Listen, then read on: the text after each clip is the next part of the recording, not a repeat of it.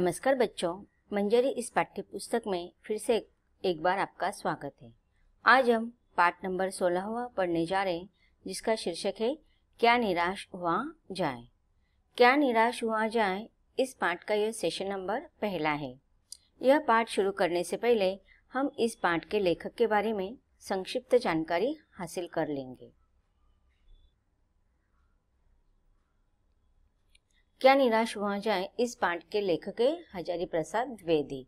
पद्म भूषण से सम्मानित हजारी प्रसाद द्विवेदी का जन्म 19 अगस्त सन 1907 ईस्वी सन में बलिया के आरत दुबे का छपरा ओझवलिया नामक गांव में हुआ था। काशी हिंदू विश्वविद्यालय से ज्योतिष में आचार्य परीक्षा उत्तीर्ण करने के पश्चात शांति निकेतन में हिंदी के प्राध्यापक नियुक्त हुए। फिर काशी हिंदू विश्वविद्यालय एवं चंडीगढ़ विश्वविद्यालय में हिंदी विभाग के अध्यक्ष रहे। द्विवेदी जी की हिंदी के सर्वश्रेष्ठ निबंधकारों, समीक्षकों और सांस्कृतिक उपन्यासकारों में से एक है। कबीर, हिंदी साहित्य की भूमिका, सुर साहित्य, हिंदी साहित्य का आदिकाल, बाण भट्ट की आत्मकथा, चारुचंद्र लेख, अनामदास का पोथा, अशोक के फूल, कुटज आदि इनके प्रसिद्ध ग्रंथ हैं।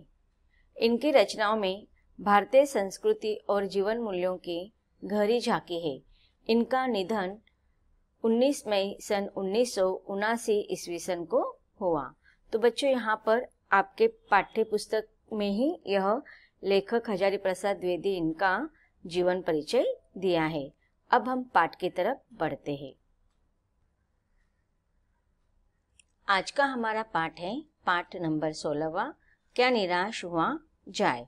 निराश हुआ जाए इस निबंध में निबंधकार ने निराशा के स्थान पर सदैव आशावान रहने की प्रेरणा दी है।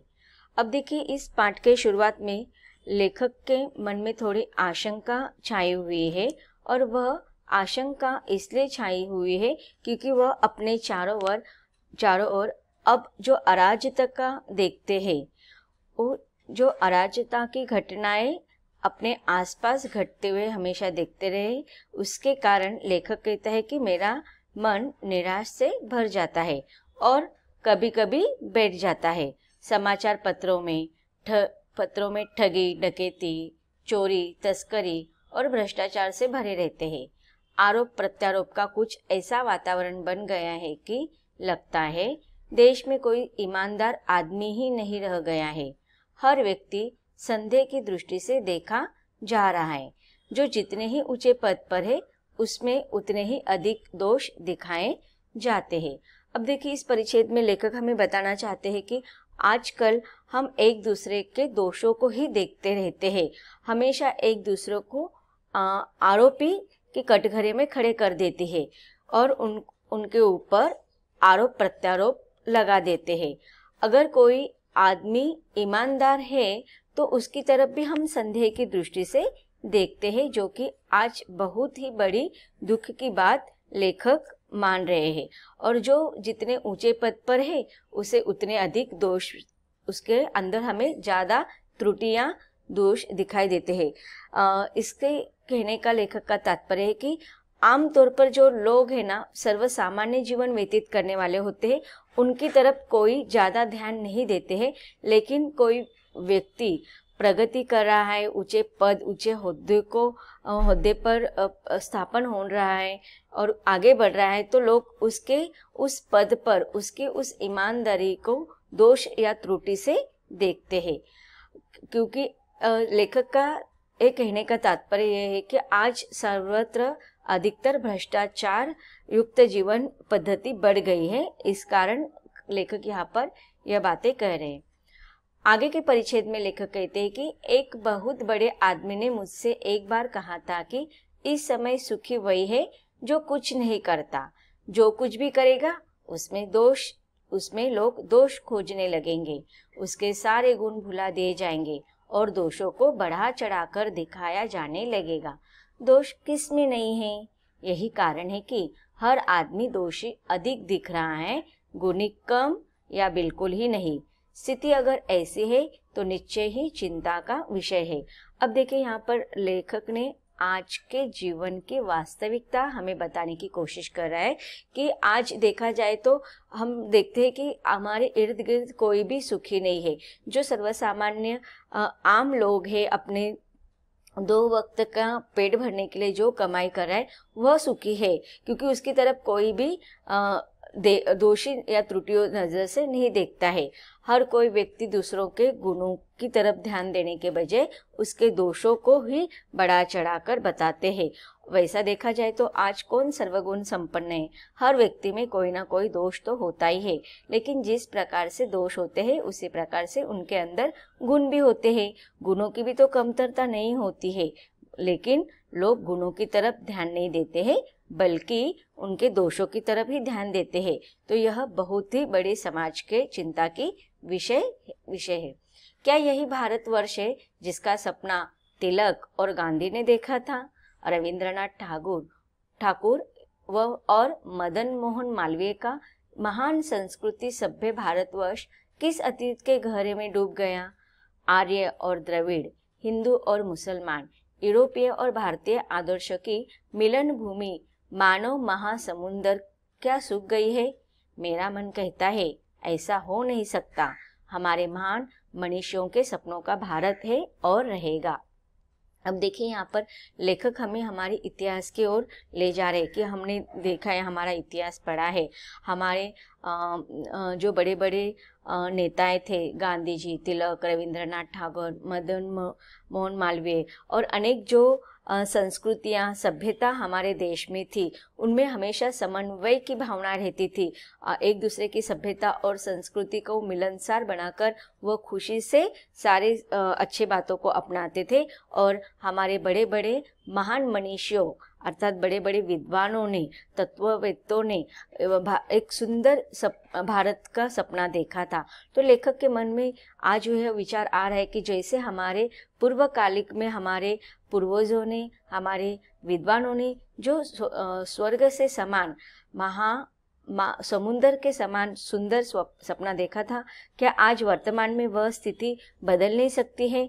क्या हम हमारे विद्वानों के द्वारा जो भारत का सुंदर सपना देखा गया था वो पूरा नहीं कर सकते हैं?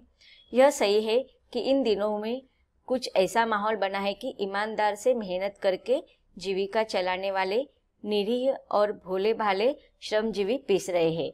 अब देखिए यहाँ पर लेखक ने आज के वर्तमान समाज की वस्तुस्थिति हमारे सामने लाने की कोशिश करे कि आज एक तरफ ईमानदारी से और मेहनत करके अपना जीवन गुजारने वाले सर्वसामान्य भोले भाले श्रमिक वर्ग जो है वह कष्ट करते ही जा रहे, मेहनत करते ही जा रहे, और दूसरी तरफ फरेब झूठ का रोजगार करने वाले फल फूल रहे। अर्थात जो सफेदपोश व्यक्ति होते हैं, जो शोषक वर्ग होते हैं, वो क्या करे, कमजोर लोगों का फायदा उठा रहे।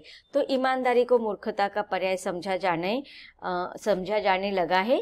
सच्चाई केवल भीरू और बेबस लोगों के हिस्से पड़ रही है।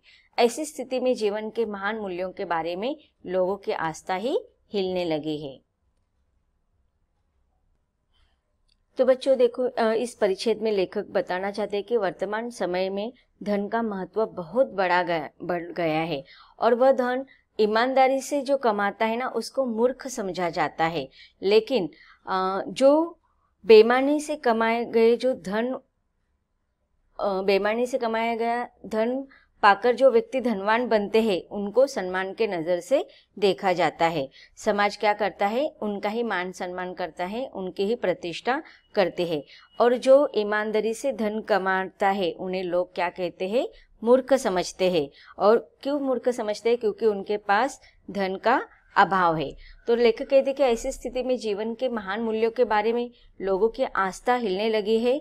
तो लेखक कहते हैं कि नहीं, जीवन के महान नैतिक मूल्य एवं आदर्श का मजाक जो उड़ाया जा रहा है, उसे कहीं ना कहीं हमें जरूर रोकने का प्रयास करना चाहिए। आगे लेखक कह रहे कि परंतु ऊपर ऊपर जो कुछ दिखाई दे रहा है वह बहुत ही हाल में मनुष्य निर्मित नीतियों की त्रुटियों की देन है। सदा मनुष्य बुद्धि नई परिस्थितियों का सामना करने के लिए नए सामाजिक विधि निषेधों को बनाते हैं, उनके ठीक साबित न होने पर उन्हें बदलती है। अब देखिए, लेखक ने यहाँ पर जो वर्तमान स्थिति के बारे में बताया है, उसकी आज जो वर्तमान स्थिति है उसके कारण भी मनुष्य को ही बता रहे हैं कि मनुष्य ने जो कुछ नए चीज़ों को बनाया है, नए नीतियों को बनाया, नए कानून को जो बनाया है, वह त्रुटि युक्त है, उनमें दोष है। क्योंकि मनुष्य ने क्या किया कि अपनी बुद्धिजीवी पर हावी होकर परिस्थितियों का सामना करने के लिए उन्होंने नए नए सामाजिक नियमों का, नीतियों का पालन किया, लेकिन उसे ठीक साबित न होने पर फिर क्या किया, उसमें बदलाव करते रहे। मतलब मनुष्य ने अपने स्वार्थ के लिए, अपने हित के लिए नीतियों का, तत्वों का बदलाव शुरू कर दिया। नियम कानून सबके लिए बनाए जाते हैं, पर सबके लिए कभी कभी एक ही नियम सुखकर नहीं होते हैं। अब देखिए, जब नियम कानून बनाए जाते हैं तो सबके लिए एक ही होते हैं, लेकिन कभी कभी हम नियम कानून बनाते समय समाज के एक वर्ग को ध्यान में रखकर बनाते हैं, इसलिए समाज के हर वर्ग के लिए या समाज के हर हम कह सकते हैं कि समाज के हर क्षेत्र के लिए, हाँ, समाज के जितने भी हम कह सकते हैं कि जितने भी लोग रहते हैं उनके लिए एक ही नियम सब जगह पर सुखकारक और व्यवस्थित नहीं हो सकता है। इसलिए लेखक कहते हैं कि नियम कानून सबके लिए बनाए जाते हैं, पर सबके लिए कभी कभी एक ही नियम सुखकर नहीं होते हैं। सामाजिक कायदे कानून कभी युग युग से परीक्षित आदर्शों से टकराते हैं।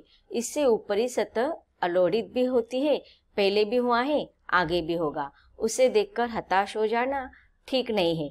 अब लेखक कहते हैं कि जब भी नए चेंजेस की, सामाजिक बदल की शुरुआत होती है तो युग युग से उनके आदर्शों को हमेशा टटोला जाता है, और उस समय आदर्शों को टटोलने के लिए बहुत सारे लोगों का एक अलग सा झुंडाव जम जाता है, और उस झुंड में कभी कभी वह जो अच्छी चीज़ें होते हैं, वह जो सामाजिक बदल होते हैं, वो उस प्रयास में मनुष्य क्या हो जाता है, पीछे पड़ जाता है, हताश हो जाता है, निराश हो जाता है। लेकिन लेखक कहता है कि यह सारी चीज़ों को न डरते हुए हताश होना ठीक बात नहीं है। अगर हमारे आदर्श, हमारे तत्व उच्च दर्जे के हैं तो वह हमें हमेशा उसमें सफलता मिलेगी। हमें सिर्फ कोशिश करने का प्रयास करना चाहिए, हताश हो जाना ठीक बात नहीं है।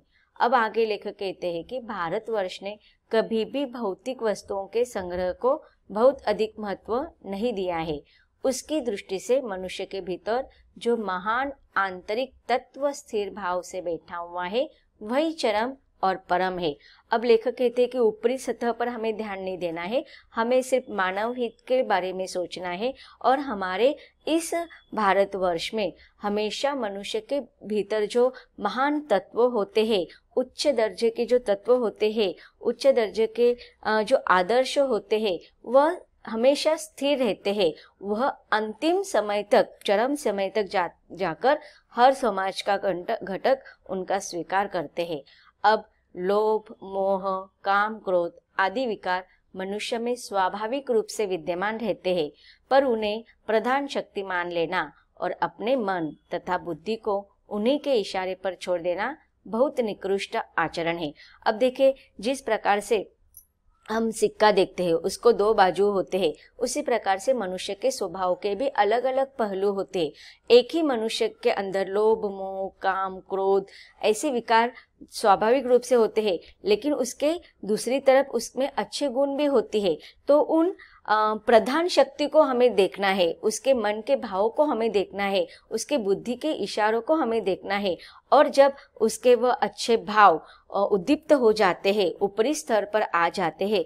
अगर कोई व्यक्ति अच्छे कार्य करे लेकिन उसके एक स्वार्थ से युक्त कार्य को अगर हम ज़्यादा बढ़ावा देते हैं तो उसके अच्छे ईमानदारी के कामों पर हम शक करते हैं, तो उसका हम उन बातों को हमें छोड़ देना चाहिए, बुद्धि को उन्हीं के इशारे पर छोड़ देना चाहिए, तो यह अगर हम सिर्फ उसके अच्छे बातों को छोड़कर, उसकी ईमानदारी को छोड़कर हम सिर्फ उसके स्वार्थ की तरफ ध्यान देंगे तो यह हमारा व्यवहार, यह हमारा आचरण निश्चित ही निकृष्ट दर्जे का होगा।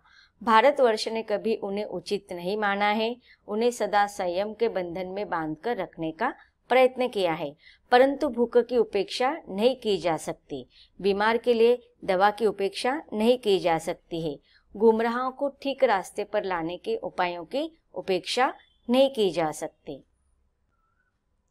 तो अब यहाँ पर लेखक कह रहे हैं कि देखो, भारतवर्ष ने कभी भी जो गलत कार्य करने वाले लोग होते हैं उनको कभी भी बढ़ावा नहीं दिया है। अब देखिए, अगर भूख लगती है तो हम उसको, भूख को मिटाने के लिए हम कष्ट करते हैं, प्रयास करते हैं भूख को मिटाने के लिए। अगर कोई बीमार होता है तो उसको दवा की औषधोपचार करते हैं। तो हम ये सारी चीज़ों को झुंझला नहीं सकते, ठुकरा नहीं सकते। तो उसी प्रकार गुमराह को ठीक रास्ते पर लाने के लिए भी उपायों की उपेक्षा नहीं करनी चाहिए। अगर हमारे समाज में, हमारे देश में कोई व्यक्ति गलत कार्य कर रहा है तो कानून की उल्लंघन कर रहा है, अपने ही मनमानी कर रहा है, अपराध करता है, तो उसे सुधारने के लिए सजा भी अवश्य देना चाहिए। अगर हम उसे सजा नहीं देंगे तो वह दूसरों को हमेशा दुखी करता रहेगा। तो बच्चों, अब तक हमने देखा कि आजकल के अराजकता की घटनाओं से लेखक का मन थोड़ा डर गया है, लेकिन लेखक हमें उस समाज के मानवीय तत्वों को, मानवीय गुणों से भरे लोगों की और उनके कार्यों को और ध्यान देने के लिए कहते हैं, उनको याद करने के लिए कहते हैं, जिससे कि हमारे निराश मन में ढाढ़स बन जाए और हिम्मत आगे बनती रहे। आगे भी लेखक हमें प्रश्न करते कि क्या निराश हुआ जाए, उसका उत्तर हमें लेखक अपने कुछ अनुभवों के द्वारा देने वाले हैं। उसको हम अगले सेशन में पढ़ेंगे। धन्यवाद।